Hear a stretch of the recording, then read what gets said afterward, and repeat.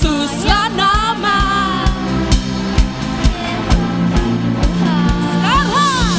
Sekarang nyatakan, bangkit nyatakan, Yesuslah Raja pemenang. Untuk selamanya Dia berkuasa, telah diberikan bagi kita. Kerajaannya tak akan tergoncangkan. Sampai selamanya pengharapan dan gejolak dalam kita. Kekal mulia namamu, Yesus Tuhan. Kekal mulia namamu, Yesus Tuhan. Pam pam pararam, pam pam pararam, pam pam pararam, pararam, pararam. Haleluya.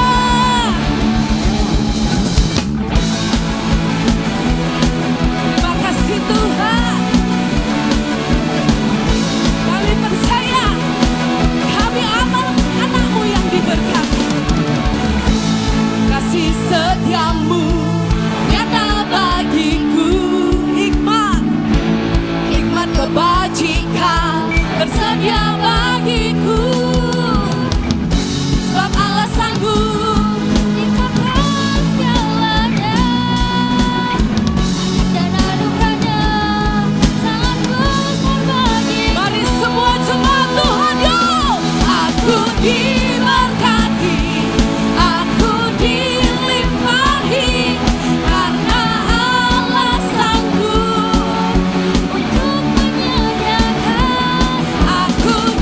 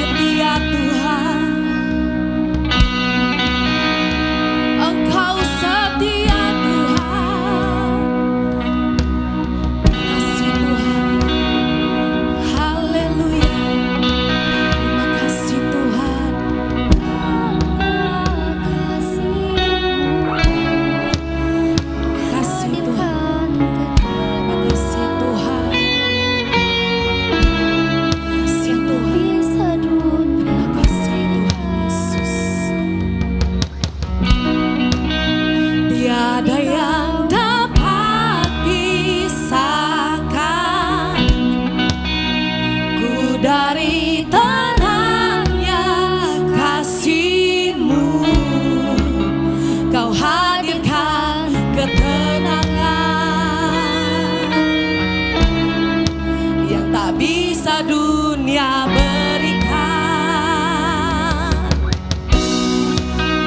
Kini kau pegang hidupku, amin. Dan kau hapus kesalahanku. Berharganya pengorbanan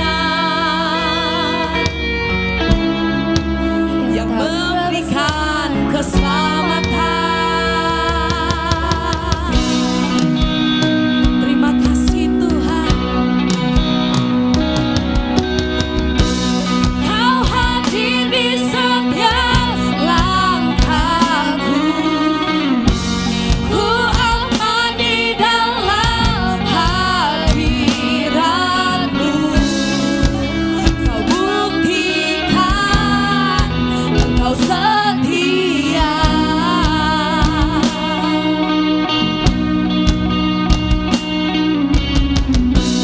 Dan ku angkat tinggi tanganku, tandaku berserah kepadamu.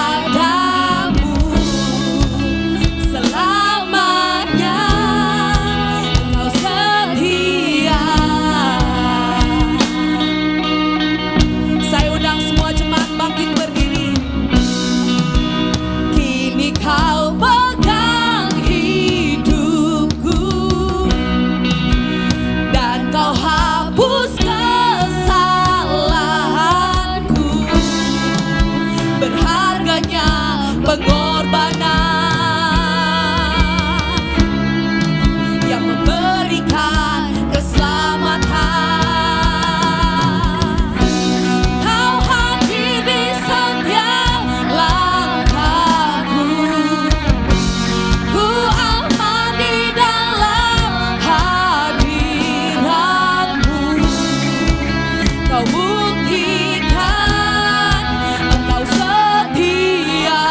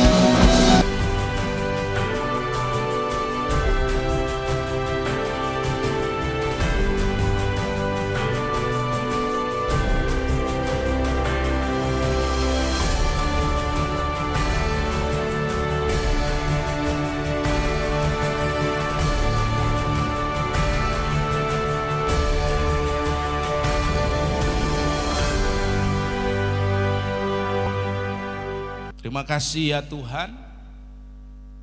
Kami bersyukur tahun yang baru, di musim yang baru. Kami percaya Tuhan, janji-Mu adalah janji yang indah bagi setiap kami ya Tuhan. Kami mau mengimani bahwa yang terbaik masih akan datang dalam kehidupan kami. Karena kasih-Mu Tuhan tidak pernah berkesudahan. Kasih-Mu Tuhan tak pernah selesai dalam kehidupan kami ya Tuhan. Kami imani dan kami percaya Tuhan, di tahun 2023 the best is yet to come. Yang terbaik yang datangnya daripada Engkau ya Tuhan, kami imani akan datang bagi kehidupan kami. Yang lama sudah berlalu, yang baru Tuhan sedang siapkan bagi setiap kami. Terima kasih Tuhan. Dan hari ini kami mau belajar kebenaran firman Tuhan, untuk bisa punya harapan di dalam segala masa kesukaran, yaitu untuk bersandar pada kesetiaan-Mu ya Tuhan. Engkau Allah yang setia. Engkau Allah yang setia terhadap janji-Mu. Engkau Allah yang setia terhadap rencana-Mu. Engkau Allah yang setia terhadap umat-umat-Mu ya Tuhan. Kami percaya Tuhan, kasih dan kesetiaan-Mu itu tidak pernah berkesudahan di dalam kehidupan kami ya Tuhan. Kesetiaan-Mu ya Tuhan yang memberikan pengharapan dalam kehidupan kami ya Tuhan, untuk menatap hari demi hari yang akan kami lewati di dalam bersandar kepada Engkau ya Tuhan. Terima kasih ya Tuhan. Terima kasih, kami mengucap syukur dan siap mendengarkan sabda firman-Mu dalam nama Yesus. Haleluya. Amin. Sebelum kita mendengarkan firman Tuhan, Bapak Ibu berikan dulu salam kanan kiri, berikan senyum yang terbaik ya. Katakan selamat hari Minggu. Puji nama Tuhan ya.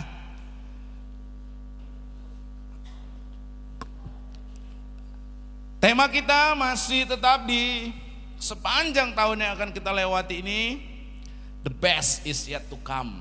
Bahkan di grup MDC udah ada tuh, mau dicetak kaosnya saudara ya.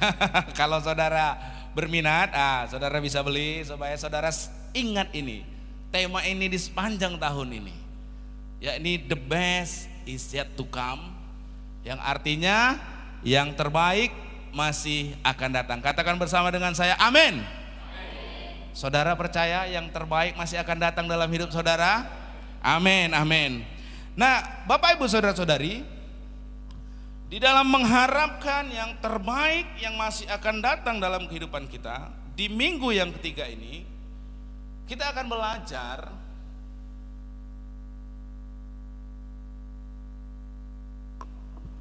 bagaimana mengharapkan itu semua dengan bersandarkan kepada kesetiaan Tuhan.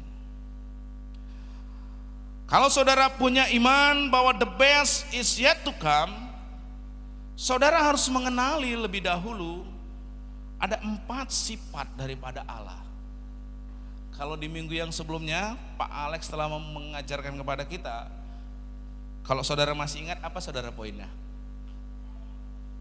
Tiada yang mustahil. Mengapa tiada yang mustahil bagi Tuhan? Haleluya. Saudara harus mengucapkan haleluya saudara. Gak apa-apa saudara kalau gak tahu haleluya. Yang pertama ada 4. Yang pertama adalah karena yang pertama kuasanya tidak terbatas. Amin saudara. Saudara masih ingat? Karena kuasanya tidak terbatas, maka tidak ada yang mustahil bagi Dia. Oleh karena kuasanya yang tidak terbatas itu saudara, kita masih terus bisa berharap kepada Dia.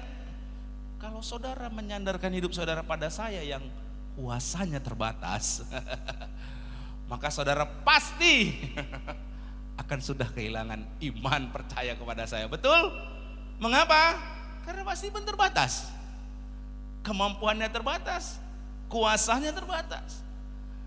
Ketika diminta seperti ini, pasti saya akan angkat tangan karena memang saya tidak mampu.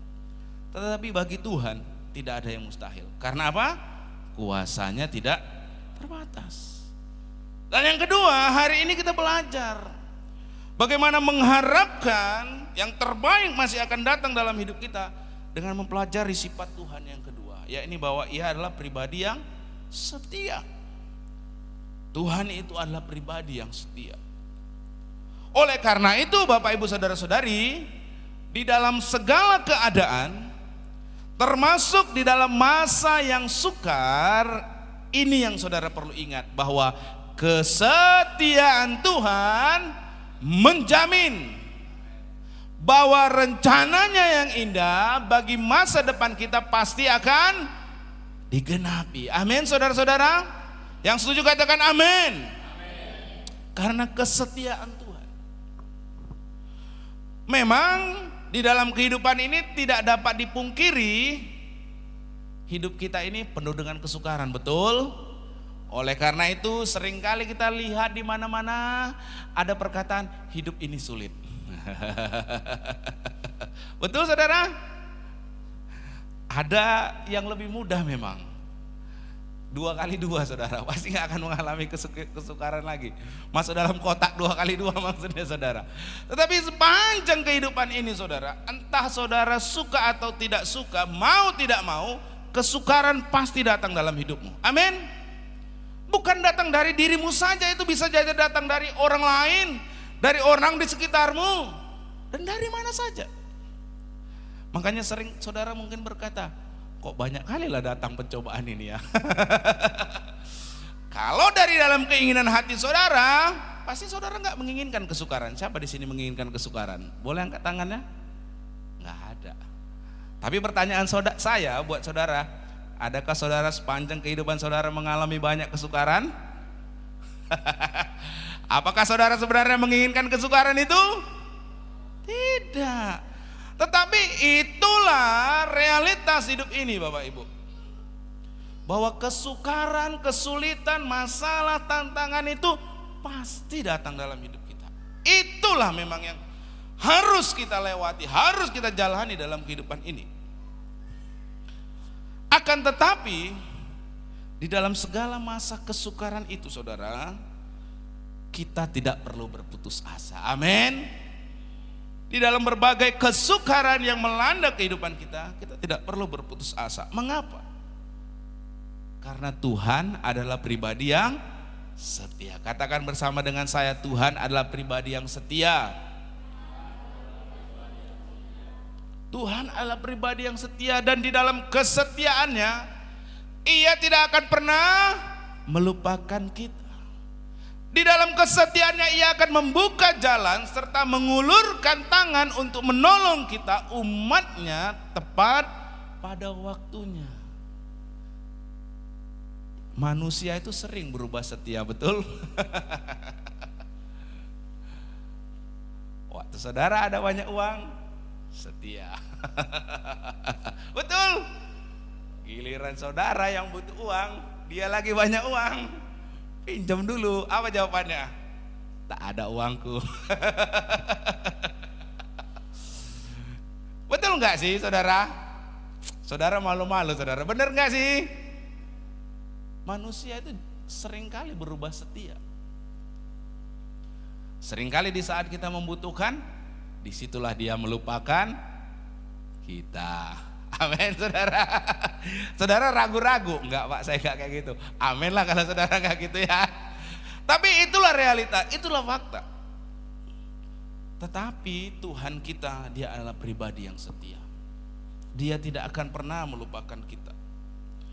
Nah, tentang kesetiaan Tuhan ini mengingatkan kita kepada kisah tentang seekor clownfish atau ikan badut yang bernama Marlin dalam film yang berjudul Finding Nemo yang diproduksi oleh Walt Disney Picture. Nah, Alkisah ada si Nemo, dia adalah clownfish atau ikan badut.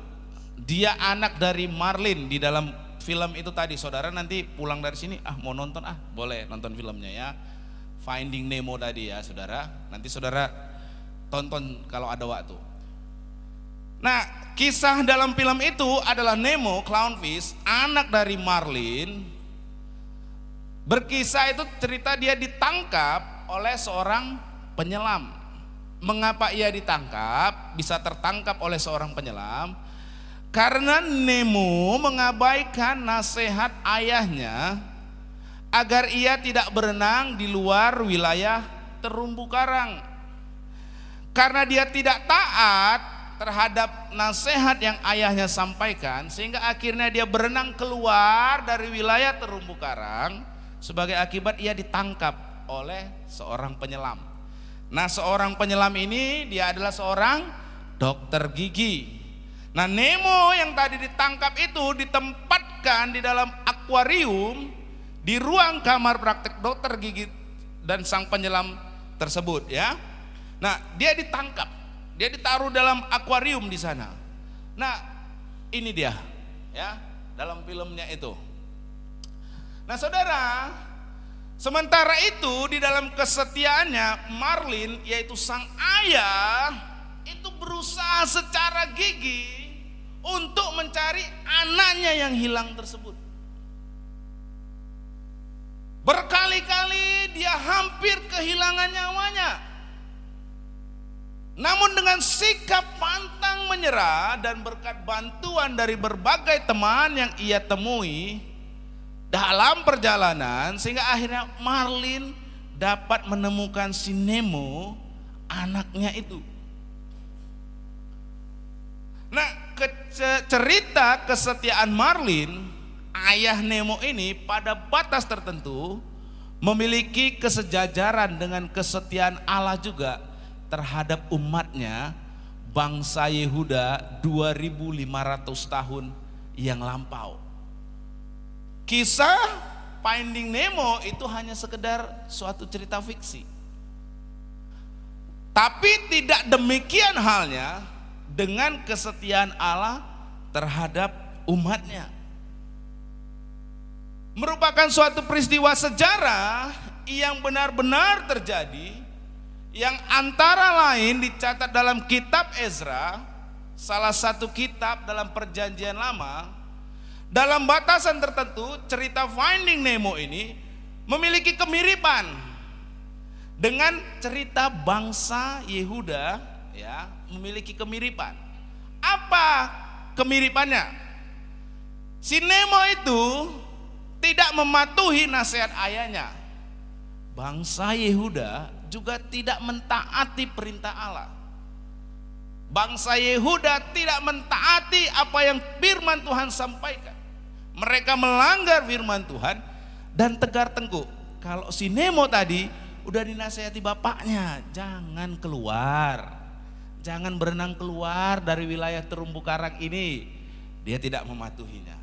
Bangsa Israel juga udah dinasihati sama firman Tuhan, mereka tidak taat, tidak mau mendengar. Mirip ceritanya, saudara, ya. Nah, ketidakpatuhan Nemo mengakibatkan dirinya terkurung dalam akuarium, ditangkap sama penyelam, akhirnya taruh akuarium, serta mengalami bahaya yang mengancam hidupnya. Maka ketidakpatuhan, ketidaktaatan bangsa Yehuda terhadap perintah Allah mengakibatkan mereka yang semula hidup secara merdeka di negeri mereka sendiri, kemudian akhirnya terperangkap di dalam pembuangan di negeri Babel. Sama, hampir mirip, saudara, ceritanya.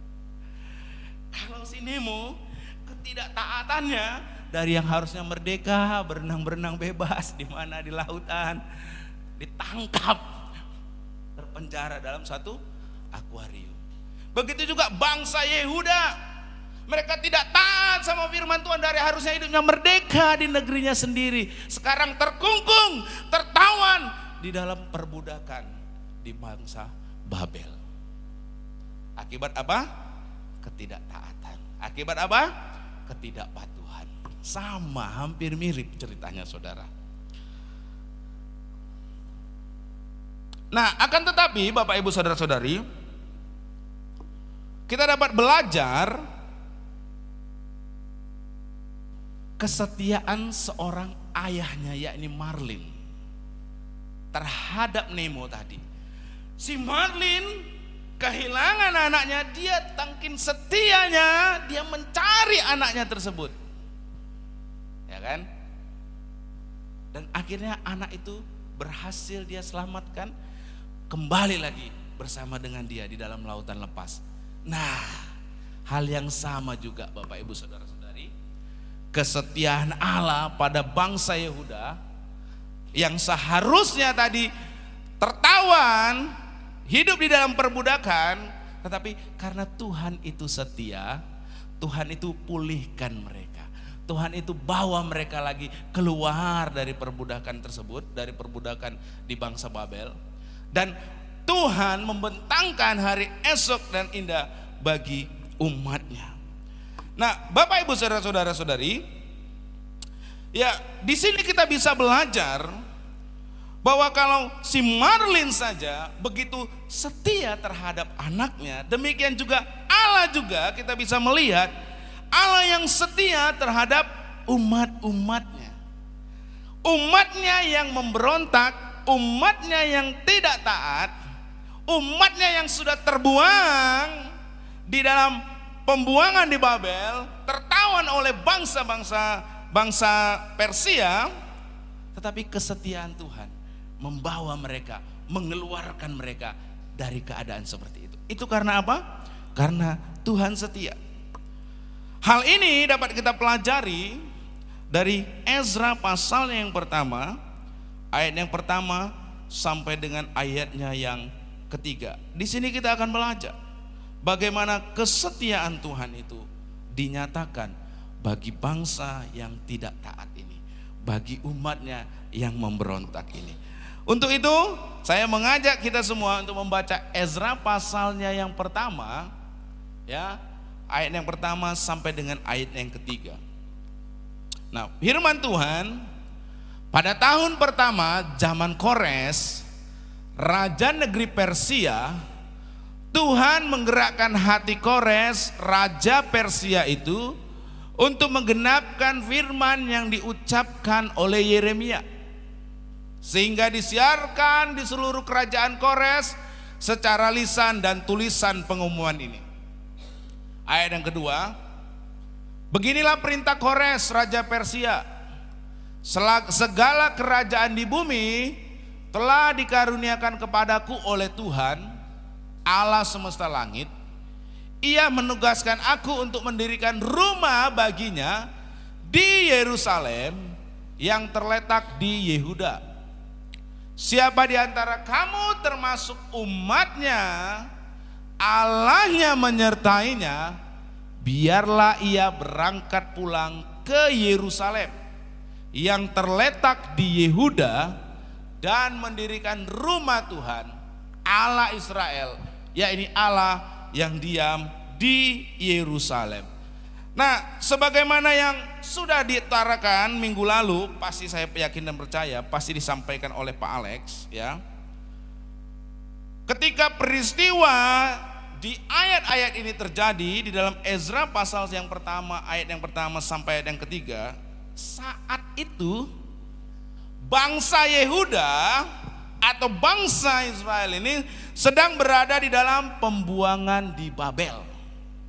Ya, konteks ayat ini Ezra pasal yang pertama, ayat yang pertama sampai ayat yang ketiga, saat itu bangsa Yehuda sedang berada di dalam pembuangan di Babel, jadi tawanan, jadi budak dari bangsa Persia. Nah, pada waktu itu ibu kota negeri mereka yakni Yerusalem beserta dengan bait Allahnya itu telah diruntuhkan oleh kerajaan Babel, ya, sekitar 70 tahun yang sebelumnya. Nah, sekarang setelah 70 tahun berlalu sejak peristiwa yang menghancurkan bait Allah itu oleh pasukan kerajaan Nebukadnezar. Nah, 70 tahun kemudian Raja Nebukadnezar sudah meninggal. Bahkan kerajaan Persia juga, kerajaan Babel itu telah runtuh dan berganti menjadi kerajaan Persia. Nah, perhatikan Bapak Ibu, kerajaan Persia itu juga merupakan kerajaan yang adidaya atau superpower. Nah, dengan latar belakang seperti itu, sebagaimana yang dicatat di ayat yang pertama tadi, perhatikan saudara, Allah menggerakkan hati Kores, raja negeri Persia untuk memulangkan bangsa Yehuda dari pembuangan ke negeri tempat mereka berasal. Nah, melalui tindakan tersebut Allah itu sedang menegaskan bahwa Ia masih menyediakan masa depan bagi umatnya. Amin. Tindakan yang Allah lakukan itu menegaskan, sekalipun umatnya di dalam masa pembuangan, kasih dan kesetiaan Tuhan itu tidak pernah hilang, tidak pernah hilang dari kehidupan umatnya. Ia bisa memakai siapa saja untuk menggenapi apa yang menjadi rencananya.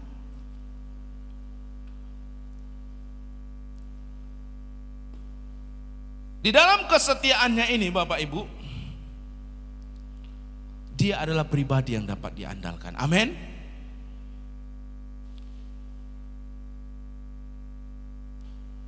Nah, Bapak Ibu saudara-saudari, ada 3 hal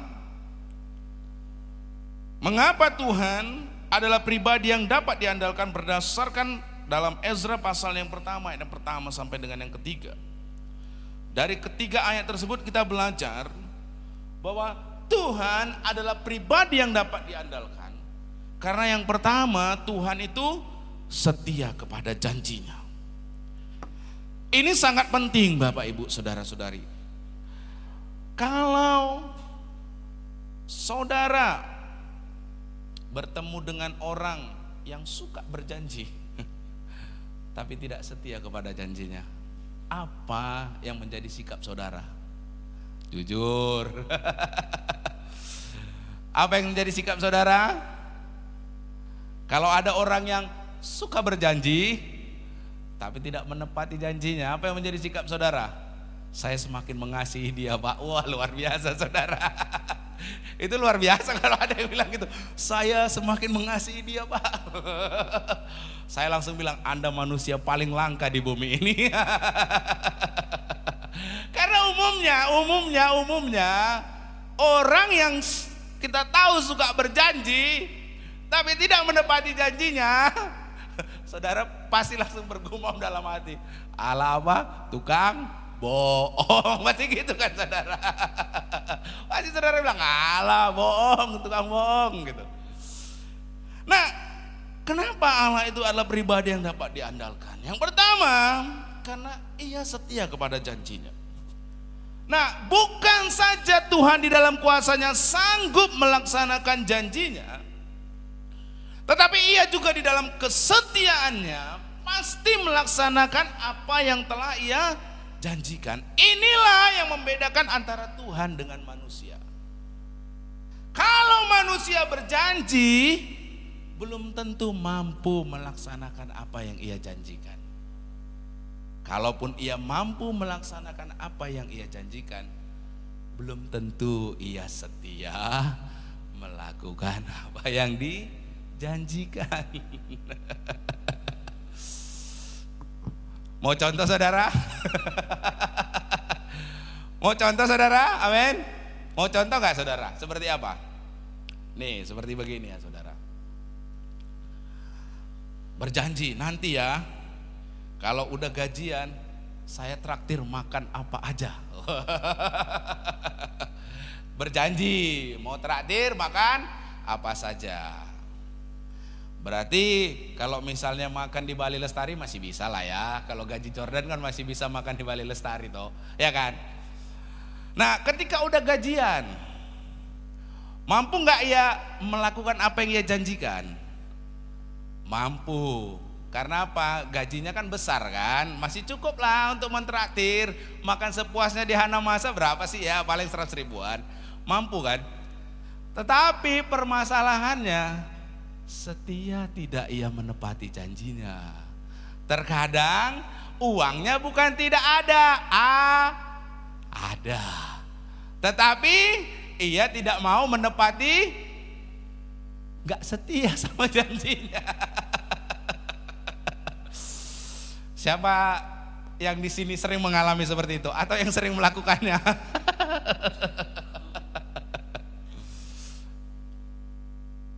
Nih ya, nih saya contohkan lagi nih. Iuran bakti ruko. Janji setiap bulan kasih. Kalau mampu tidak saudara 50.000? Mampu tapi setia tidak? Amin saudara. Jadi bukan gak mampunya saudara, tetapi setia tidak. Bukan karena tidak mampu, tetapi kadang tidak setia. Tapi kalau Tuhan bukan hanya Tuhan itu mampu, tapi Tuhan itu setia. Itulah yang membedakan antara Tuhan dengan manusia. Kalau manusia berjanji, ia mungkin mampu melakukannya, tapi ia belum tentu setia terhadap janjinya. Tapi kalau Tuhan, ia mampu melakukan apa yang dijanjikan dan ia setia menepati apa yang ia janjikan. Amin saudara.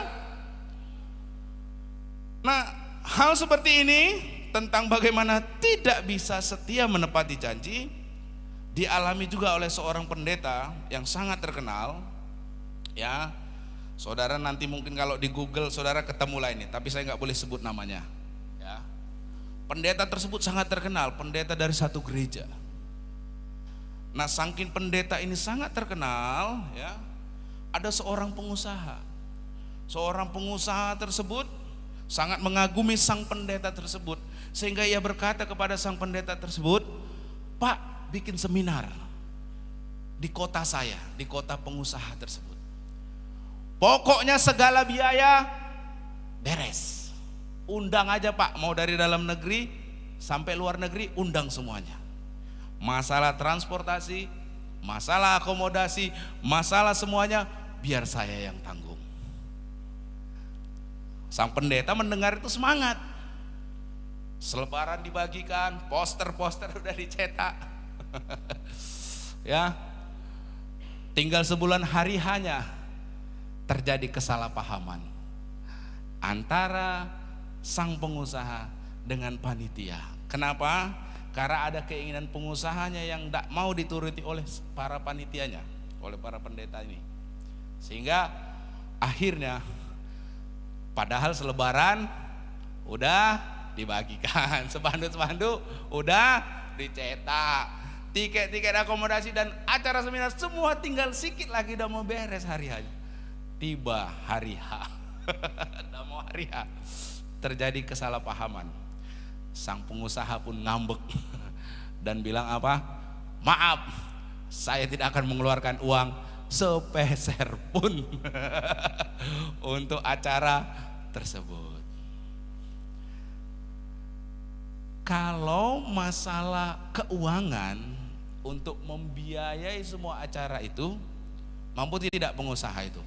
Mampu, karena kekayaan pengusaha ini kecil kali mengeluarkan hanya untuk kebutuhan itu. Kecil.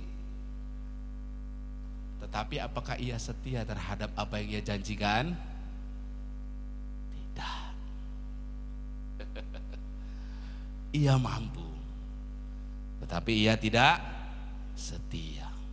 Itulah manusia, itulah realita kehidupan kita ini. Itulah manusia. Ia mampu melaksanakan apa yang janjikan, tapi ia tidak setia menepati apa yang ia janjikan. Tetapi Tuhan tidaklah demikian, saudara. Tuhan bukan hanya sanggup melaksanakan apa yang ia janjikan, tetapi Tuhan juga setia terhadap apa yang ia janjikan. Saya ulangi, Tuhan bukan hanya mampu melakukan apa yang ia janjikan, tetapi Tuhan juga setia terhadap apa yang ia janjikan. Nah, di dalam kesetiaannya tersebut, Tuhan memberi janji yang ia sampaikan melalui Nabi Yeremia kepada umatnya bangsa Yehuda. Dan untuk menepati janji tersebut, ya, Tuhan menggerakkan hati Raja Kores sebagaimana yang dicatat di dalam Ezra pasalnya yang pertama, ayatnya yang pertama tadi. Mari kita kembali baca ayat tersebut. pada tahun pertama zaman Kores, raja negeri Persia. Dikatakan di sana apa? Tuhan menggerakkan hati Kores, raja Persia itu untuk apa saudara? Menggenapkan firman yang diucapkan oleh Yeremia, oleh Nabi Yeremia. Nah, di ayat ini Tuhan menggerakkan hati Raja Kores untuk menggenapkan firman yang diucapkan oleh Nabi Yeremia.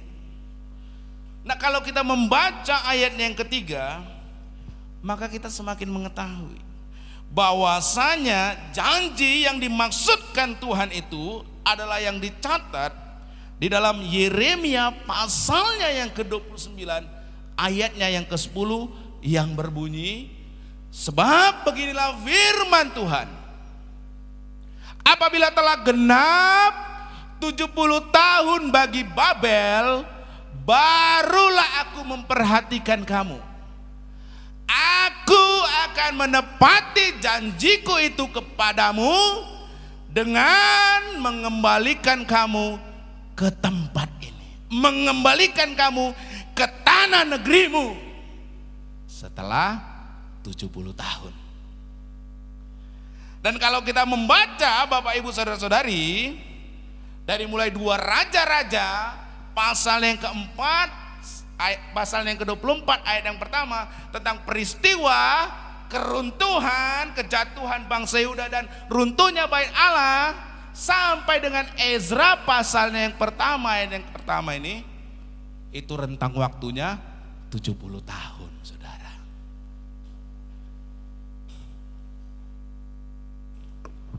70 tahun, saudara. Artinya apa yang Allah janjikan tidak pernah ia lupakan. Amin. Apa yang Allah sudah sampaikan, apa yang Allah sudah janjikan, tidak akan pernah dilupakannya, saudara. Itulah Allah kita, Allah yang setia. Bukan hanya dia mampu, tapi ia setia menepati apa yang ia janjikan. Ia sudah menjanjikan apabila sudah genap 70 tahun, aku akan mengembalikan kamu. Dan demi menggenapi ini, di ayat yang pertama di Ezra pasal yang pertama tadi, kita lihat bagaimana Tuhan menggerakkan hati Raja Kores. Bukan hanya kuasanya tidak terbatas, saudara, tapi juga kesetiaannya sungguh luar biasa. Amin. Padahal ini umatnya umat yang lalai, umat yang tidak taat, umat yang memberontak. Makanya masuk dalam pembuangan, ditawan oleh bangsa-bangsa lain. Tetapi di dalam keadaan yang demikian, Tuhan tetap memberikan janji keselamatan. Amin. Ini luar biasanya Tuhan kita, Bapak Ibu. Ini sungguh luar biasa. Ia setia terhadap apa yang ia janjikan.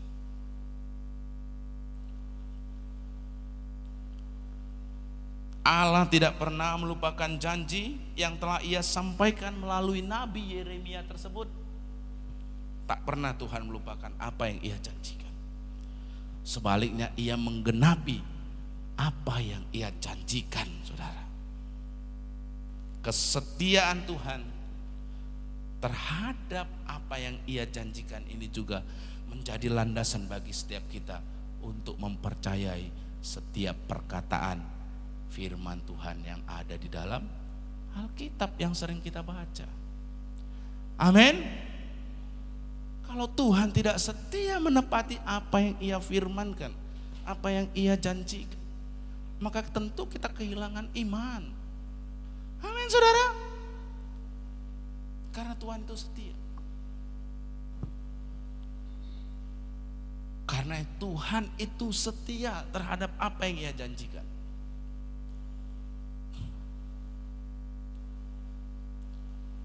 Membuat kita ketika membaca firman Tuhan, ya Tuhan, firman-Mu ya dan amin. Aku percaya setiap perkataan firman-Mu, apa yang Engkau janjikan di dalam firman-Mu ini, Tuhan.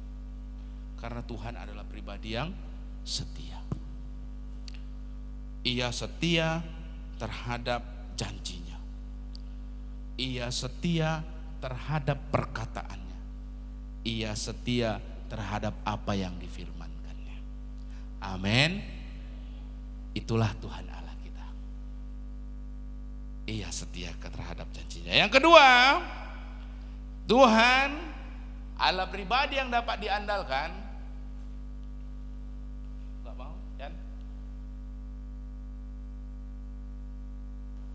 Karena ia setia kepada rencananya. Nah, di sini kita melihat kembali perbedaan antara Tuhan dengan manusia. Nah, manusia itu seringkali membuat rencana, bahkan rencananya kadang muluk-muluk, ya kan? Tetapi pertanyaannya, sudahkah rencana tersebut terwujud? Apalagi nih biasanya ini ya, awal tahun. Woi, resolusi 2023. Rencana di tahun 2023. Bla bla bla bla bla bla bla, ya kan? Atau rencana tahun 2022, tahun sebelumnya di awal tahun, bla bla bla bla. Pertanyaan saya, seberapa banyak yang terwujud, saudara?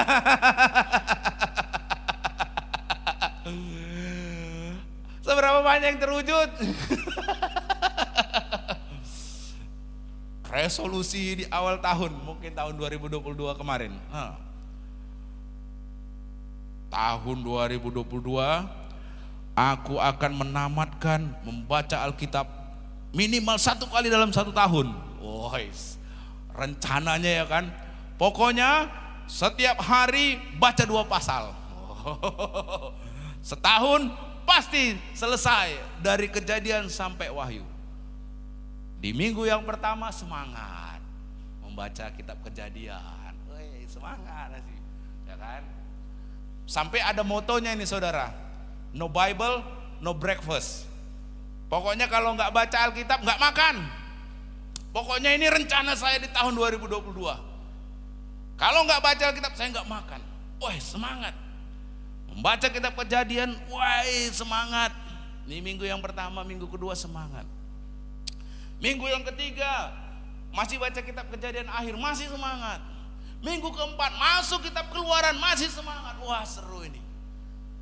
Di minggu yang ke Pak Justin bilang, nah di minggu-minggu selanjutnya masuklah kitab Imamat, ya kan? Berbicara tentang tata ibadah Yahudi, tentang kurban, tentang persembahan, tentang ritual segala macam. Mulai besoklah sambung, terakhir sampai dengan akhir tahun rencana tersebut pun gagal. Itu baru satu contoh, saudara. Kalau contoh yang lain kayaknya masih banyak. Ya, kita kadang punya banyak rencana, merencanakan. Tetapi pertanyaannya, seringkali kita tidak setia terhadap apa yang kita rencanakan. Betul? Kita berubah terhadap apa yang kita rencanakan tersebut. Nah, tetapi tidak demikian halnya dengan Tuhan, Bapak Ibu. Tuhan itu bersikap setia terhadap rencananya. Kalau dari jauh-jauh hari ia telah berencana agar rumahnya, yaitu bait Allah, dibangun kembali di kota Yerusalem, maka apapun yang terjadi, Tuhan tetap bersikap setia terhadap apa yang ia rencanakan. Tentang hal tersebut kita dapat lihat di ayatnya yang kedua. Dikatakan, beginilah perintah Kores, raja Persia, segala kerajaan di bumi telah dikaruniakan kepadaku oleh Tuhan Allah semesta langit. Ia menegaskan aku untuk apa? Mendirikan rumah baginya di Yerusalem yang terletak di Yehuda. Apa yang Tuhan sudah rencanakan tidak akan pernah gagal, saudara. Bahkan Tuhan bisa memakai siapa saja untuk menggenapi apa yang ia rencanakan. Kalau sebelum-sebelumnya jauh-jauh hari Tuhan sudah merencanakan bahwa baitnya akan dibangun kembali di kota Yerusalem, di Ezra pasal yang pertama ayat yang kedua ini Tuhan sedang menggenapi, sedang melakukan apa yang ia rencanakan. Nah, memang sebelum masa pembuangan, bangsa Yehuda itu telah melalaikan ibadah kepada Tuhan.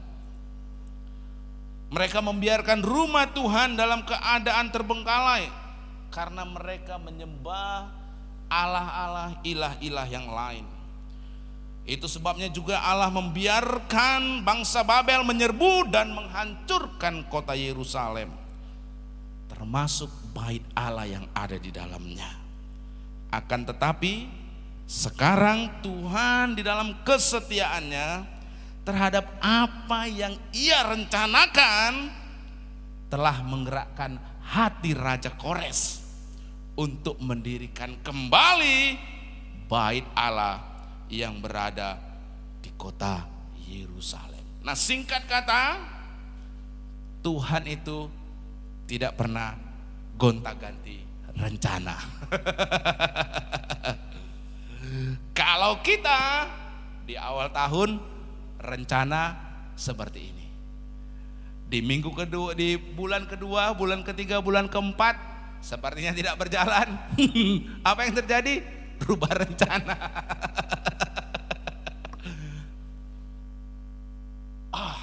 Rencana di awal tahun akan menabung setiap bulan 500.000. Woi, rencana, berjalannya waktu, perubahan rencana terjadi. Dari yang harusnya nabung 500.000 jadi berapa? 100.000. Bahkan berubah lagi rencananya, sama sekali tidak menabung. Itu manusia, rencananya itu gonta-ganti.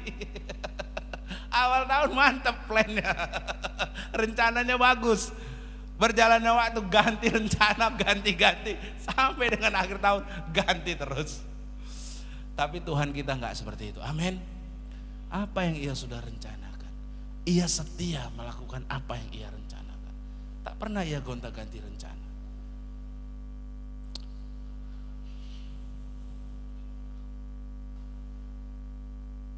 Nah, yang sekarang yang ketiga, kita belajar mengapa Tuhan adalah pribadi yang dapat diandalkan, karena ia setia kepada umatnya. Katakan bersama dengan saya, amin. Ia setia kepada umatnya. Nah, kesetiaan Tuhan ini sedemikian besarnya sehingga ketika umatnya bersikap tidak setia pun, Tuhan tetap bersikap setia kepada mereka. Nah, di dalam kesetiaannya Tuhan tidak pernah melupakan umatnya. Nah, hal ini nampak dalam tindakan yang Tuhan lakukan dalam menggerakkan hati Raja Kores untuk memulangkan umatnya dari pembuangan ke negeri Yehuda. Nah, tentu saudara bertanya-tanya, kok Tuhan mengizinkan bangsa Yehuda ini ditawan oleh bangsa lain, dijadikan budak. Nah, perlu dipahami di sini Bapak Ibu saudara-saudari, Tuhan itu bukan menolak bangsa ini. Tetapi kalau Tuhan izinkan bangsa ini mengalami pembuangan, adalah yang pertama untuk menyadarkan umatnya tentang keberdosaan mereka. Saya ulangi, mengapa Tuhan izinkan bangsa Yehuda masuk atau mengalami pembuangan, itu adalah untuk menyadarkan umatnya tentang keberdosaan mereka. Bisa jadi dalam kehidupan kita Bapak Ibu saudara-saudari, kita juga dalam tanda kutip mengalami pembuangan-pembuangan seperti itu. Artinya kita mungkin masuk di dalam satu keadaan yang sangat-sangat sukar, keadaan yang sangat-sangat sulit dan mungkin sangat tidak mengenakan, adalah untuk menyadarkan kita tentang keberdosaan kita, tentang perilaku kita, tentang perbuatan kita.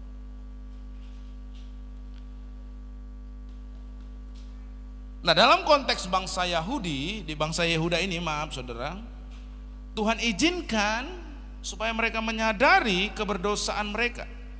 Dan bila umatnya telah menyadari akan keberdosaan mereka, akan ketidaksetiaan mereka terhadap Allah yang sejati, maka dengan segera Tuhan mengembalikan mereka ke negeri tempat mereka berasal. Nah, sikap dan tindakan seperti itulah yang Allah utarakan melalui Nabi Yesaya, yang dicatat di dalam Yesaya 54 ayat 7 sampai 8 seperti demikian.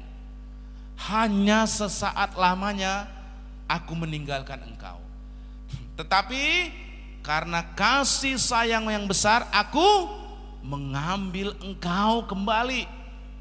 Dalam murka yang meluap aku telah menyembunyikan wajahku terhadap engkau sesaat lamanya. Tetapi dalam apa saudara? Mari baca bersama dengan saya, dalam apa? Dalam apa? Kasih setia abadi aku telah mengasihani engkau, firman Tuhan penebusmu. Jadi memang bisa saja Tuhan izinkan itu terjadi untuk menyadarkan. Dan ketika sudah sadar, dibawanya kembali lagi. Itulah Tuhan Allah kita. Ia adalah pribadi yang setia kepada janji kepada umat-umatnya.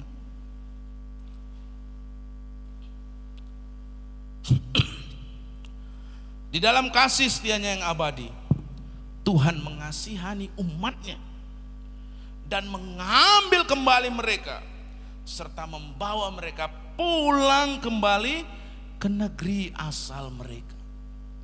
Itulah yang Ia lakukan, yang Tuhan lakukan dengan menggerakkan hati Raja Kores, sehingga Raja Kores di Ezra pasal yang pertama ayat yang ke-13 berkata seperti berikut: siapa di antara kamu termasuk umatnya, Allahnya menyertainya, biarlah ia berangkat pulang ke Yerusalem. Itulah Tuhan dan Allah kita, Bapak Ibu. Pribadi yang penuh dengan kasih, yang penuh dengan kesetiaan.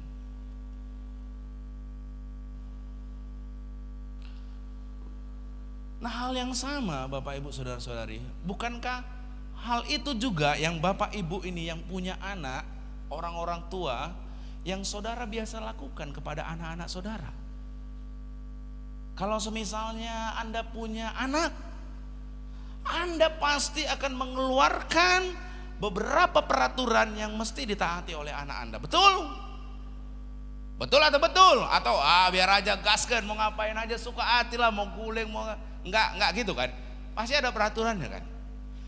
Nah, ketika saudara melakukan itu, ketika anak-anak Anda berulang kali melanggar peraturan tersebut, apa yang Anda lakukan? Enggak apa-apa, tepuk tangan, lanjutkan gitu. WLB, Tian udah dibilang jangan gini ya, jangan gitu ya, jangan gini. Tian malah lakukan terus WLB lanjutkan. Pasti enggak. Apa yang dia lakukan? Mendisiplinkan, menghukum. Menghukum kan? Didisiplinkan. Itu bentuk menyakiti atau bentuk mengasihi? Siapa yang setuju bentuk mengasihi? Ya, itu bukan untuk menyakiti saudara. Kenapa? Karena Anda punya suatu tujuan yang baik, yang mulia bagi anak Anda. Ya kan?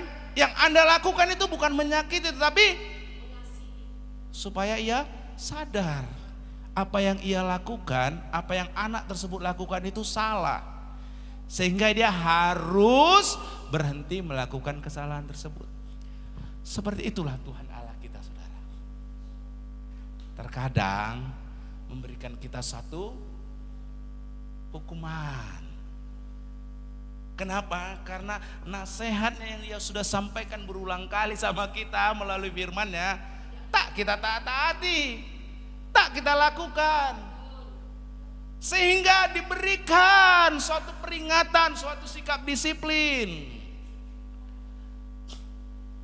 Sekarang pertanyaan saya, ibu-ibu, anak-anaknya kalau udah berulang kali didisiplin, tak ngerti-ngerti juga diapain. Ayo. Bapak-bapak, ibu-ibu yang punya anak ini, saya kebetulan belum dikasih Tuhan ya. Kalau saudara yang punya anak, anaknya udah dinasehati berulang-ulang masih melakukan pelanggaran. Udah melakukan pelanggaran, didisiplin, masih melakukan pelanggaran. Kira-kira apa yang dilakukan? Libas pukul. Libas pukul gitu ya. Seperti itulah juga Tuhan Allah Bapa kita. Jadi kadang pukulan, cambukan itu bukan karena Allah itu kejam, bukan karena orang tua itu tidak mengasihi anaknya, tapi justru itu karena bentuk kasihnya terhadap anaknya. Ketika anaknya tersebut melakukan pelanggaran, ia perlu didisiplin, bahkan kalau tidak taat didisiplin lebih keras. Amin. Tetapi kalau anaknya itu setelah didisiplin berubah menjadi baik, bagaimana hati Anda, Bapak Ibu, saudara-saudari? Pasti Anda akan memeluk anak saudara. Saudara akan bilang, anakku Naburju, ya kan gitu kan? Anak asianku, kan gitu. Kenapa? Karena ketika dia didisiplin, dia mengubah sikapnya. Dan hati Anda pasti luluh untuk segera memeluknya, untuk segera mengasihi dia. Demikianlah Tuhan Allah kita. Adakah karena pelanggaran-pelanggaran anak saudara, lalu Anda tidak lagi mengasihi anak saudara? Apakah karena ketidaktaatannya sehingga dia melakukan ini dan itu, saudara kehilangan kasih terhadap anak Anda? Demikian juga Tuhan, Bapak Ibu. Itulah yang Tuhan mau sampaikan. Seperti yang dicatat dalam Yesaya 54 ayat 1. Sesaat saja, saudara. Amin. Ada 3 hal yang perlu kita ingat tentang kesetiaan Tuhan. Bahwa Ia setia kepada janjinya. Yang kedua, Ia setia kepada rencananya. Dan yang ketiga, Ia setia kepada umatnya. Sama seperti orang tua terhadap anak-anaknya, demikian juga Tuhan terhadap umat-umatnya. Kalaupun Tuhan mengizinkan untuk kita mengalami pendisiplinan, itu untuk kebaikan kita. Kalaupun seorang anak didisiplinkan oleh orang tuanya, itu untuk kebaikan si anak. Amin, saudara. Pertanyaan saya, kalau nggak taat siap didisiplin? Pertanyaan saya, kalau nggak taat siap didisiplin? Udah melempem jawabannya tadi, siap, sekarang melempem. Gak apa-apa, saudara harus siap ya saudara. Itu demi kebaikan kita. Ingat, demi siapa saudara? Demi kebaikan kita. Mari kita tundukkan kepala, kita bersatu dalam doa. Kami mengucap syukur, terima kasih Tuhan, Engkau Allah pribadi yang setia. Apa yang Engkau janjikan Tuhan, Engkau setia menepati janjimu. Engkau Allah yang setia terhadap apa yang Engkau rencanakan. Kami percaya Tuhan, rencanamu bagi setiap kami adalah rencana yang indah, rencana yang mendatangkan masa depan yang indah, yang penuh dengan pengharapan ya Tuhan. Rencanamu itu baik bagi setiap kami ya Tuhan. Dan kami percaya apa yang Tuhan sudah rencanakan bagi hidup kami, pasti Tuhan akan genapi dalam hidup kami. Dan yang ketiga, kami belajar di dalam kesetiaan-Mu Tuhan. Engkau setia terhadap umat-Mu Tuhan. Engkau mengasihi umat-Mu. Kalaupun Engkau mengizinkan umat-Mu mengalami di dalam masa pembuangan, kalaupun Tuhan mengizinkan kami mengalami pendisiplinan, Itu semua karena Tuhan mengasihi kami. Itu semua karena demi kebaikan kami ya Tuhan. Biarlah kami terus menyandarkan harapan kami kepada Engkau Tuhan. Karena di dalam segala hal kami percaya Tuhan, Engkau Allah yang setia.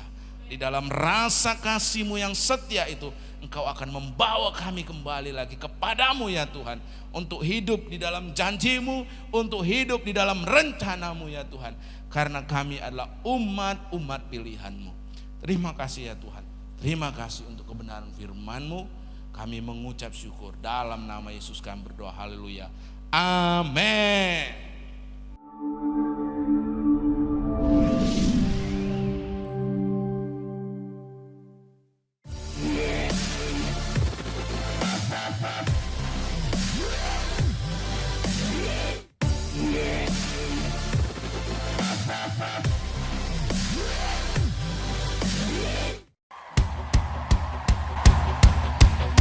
Put your hands together, come on.